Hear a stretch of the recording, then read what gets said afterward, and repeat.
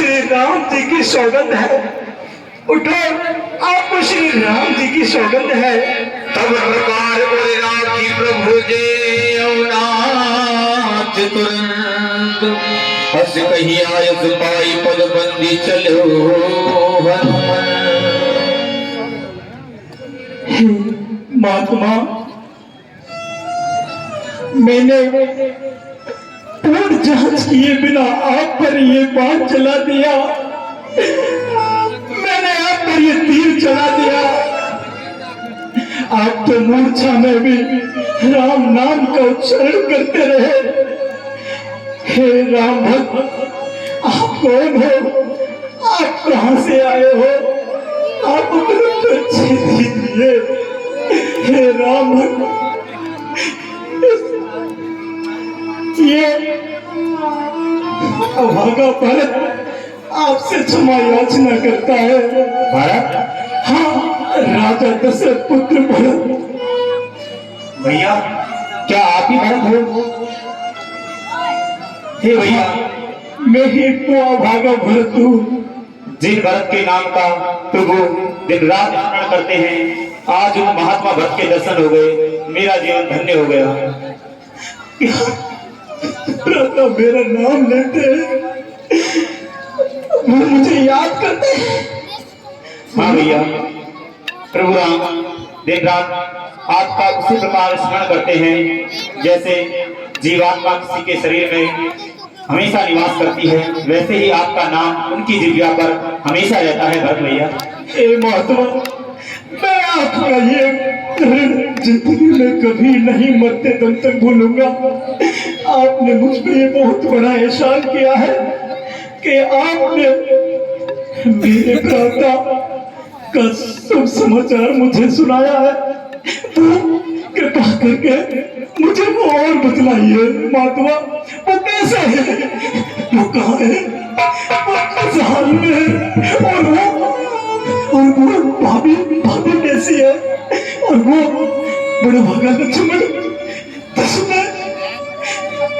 भाई की सेवा के लिए अपना सब कुछ जीवन न्यौछावर कर दिया। उन्हें बड़े भ्राता राम की सेवा करने का मौका मिला है। बताइए, वो मेरा छोटा भाई लक्ष्मण कैसा है? बोलो, सब कुशल तो है ना? सब कुशल है? बोलो, सब कुशल तो है ना? बोलते क्यों नहीं हो? सब कुशल है ना? भरत भैया, हे भरत भैया, आप ये सारी बातों से अपरिचित हैं। वन में एक निशाचर रावण द्वारा माता जानकी का हरण कर लिया गया है और उन्हीं की तलाश में प्रभु राम वानरों की सेना सहित लंका तक पहुंच गए हैं। सुनने से पहले मृत्यु को बात तो नहीं हो जाता। मैं भागा भरत, इससे पहले सुनोगे मृत्यु को गले लगा लो। मेरे भ्राता, हे विधाता, ये मेरे भाइयों के जीवन में ये कैसे दुख लिख दिए आपने?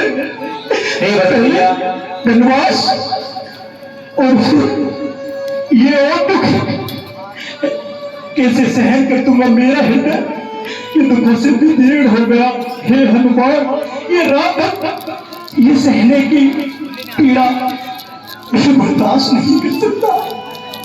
भैया, ये विलाप करने का समय नहीं है। इस समय भैया लक्ष्मण वीर घातनी शक्ति के प्रहार से मूर्छित हैं और उन्हीं के लिए मैं औषधि लेकर जा रहा हूँ। ये औषधि रात रात में ही मेरे को वहां तक पहुंचानी है, इसलिए हे भैया समय व्यर्थ ना करें। हनुमान, आप धैर्य से और विश्वास के साथ जाइए। आपने मुझ पे बहुत उपकार किया है। हे महात्मा, ये सब कुछ बता करके एक बार फिर से भरत को के प्राणों को डूबने से बचा लिया। इस राम विरह की खेती को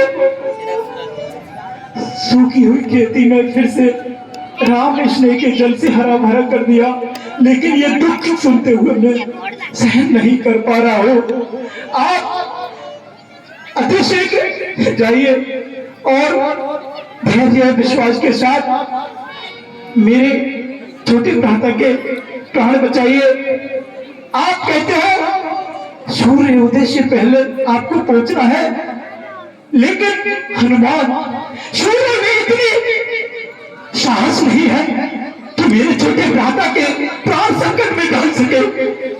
मैं एक बार से इसके रथ को रोक करके उसकी गतिविधि को नष्ट कर दूंगा। हे हनुमान, मैं मेरे शक्ति बाण का संख्यान लेते हुए मैं आपको उस पर्वत पर, आप पर्वत सहित उस पर बैठ जाइए और मैं इस बाण को चलाऊंगा। आप अति शीघ्र से जाकर के पहुंच जाएंगे हनुमान।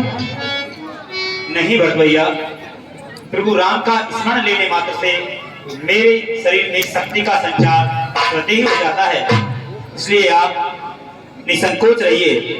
मैं अति शीघ्र ही अपनी सेवा को पूरा कर पाऊंगा और इस बूटी को जल्द से जल्द प्रभु राम के पास पहुंचा पाऊंगा। जैसे आपकी इच्छा। हे हनुमान, बोलो जय